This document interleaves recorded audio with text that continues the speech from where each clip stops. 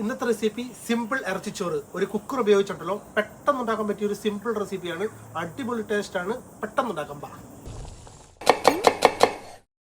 ഒരു കുക്കറിലോട്ട് 1 ടീസ്പൂൺ നെയ്യ് ഒഴിച്ച് ചെറുതായി അരിഞ്ഞു വെച്ചിരിക്കുന്ന സവോള ഇതുപോലെ ഒന്ന് വാട്ടിയെടുക്കുക. ചെറുതായി ഒന്ന് വാടി വന്നതിന് ശേഷം അതിലോട്ട് കുറച്ച് കറിവേപ്പിലയും ഇഞ്ചി വെളുത്തുള്ളി പേസ്റ്റ് എന്നിവ ചേർത്ത് നന്നായിട്ട് വഴറ്റുക. അതിനുശേഷം തക്കാളി ഇട്ട് കൊടുക്കുക.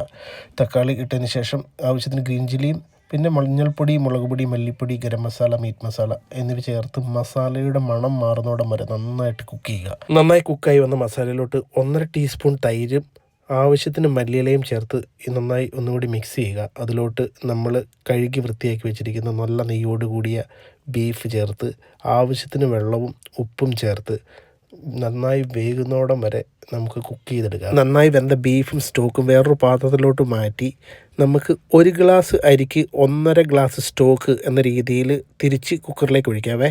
ഇനി സ്റ്റോക്ക് തികഞ്ഞില്ലെങ്കിൽ കുറച്ച് വെള്ളവും കൂടെ ചേർക്കാം കേട്ടോ. ഇനി അരമണിക്കൂർ സ്റ്റോക്ക് വെച്ചിരിക്കുന്ന റൈസ് ഇതിലോട്ടിട്ട് നമുക്ക് 2 വിസിലടിച്ച് കുക്ക് ചെയ്തെടുക്കാവേ. കുക്കറിലെ സ്റ്റീം പോയതിന് ശേഷം അത് ഓപ്പൺ ചെയ്ത് ഒരു 1/4 കപ്പ് നല്ല തിക്ക് കോക്കനട്ട് മിൽക്ക് ചേർത്ത് നമുക്ക് ഈ റൈസും ബീഫും കൂടെ ഒന്ന് മിക്സ് ചെയ്ത് വീണ്ടും ഒരു 5 മിനിറ്റ് മൂടി വെക്കാവേ. ഇതിനുശേഷം നമുക്കിത് ഓപ്പൺ ചെയ്ത് നമുക്ക് നന്നായിട്ട് മിക്സ് ചെയ്ത് നമുക്ക് കഴിക്കാം കേട്ടോ. സിമ്പിളായിട്ടുള്ള ഇറച്ചിച്ചോറ് റെഡി ആയിട്ടുണ്ട്. ഇനിയിപ്പോൾ ബീഫ് ഇല്ലെങ്കിൽ ചിക്കനോ മട്ടനോ വെച്ച് നമുക്ക് ഈ സെയിം റെസിപ്പി ചെയ്യാവുന്നതാണ് കേട്ടോ. അപ്പം വീഡിയോ ഇഷ്ടപ്പെട്ടാൽ ഒന്ന് ലൈക്ക് ചെയ്യുക. ഈ പേജ് ഫോളോ ചെയ്യാത്തവരാണെങ്കിൽ ഒന്ന് ഫോളോ ചെയ്യുക, കൂട്ടുകാരിലേക്ക് ഷെയർ ചെയ്യുക. അപ്പം വീണ്ടും മറ്റൊരു വീഡിയോ ആയിട്ട് കാണാം. ബൈ.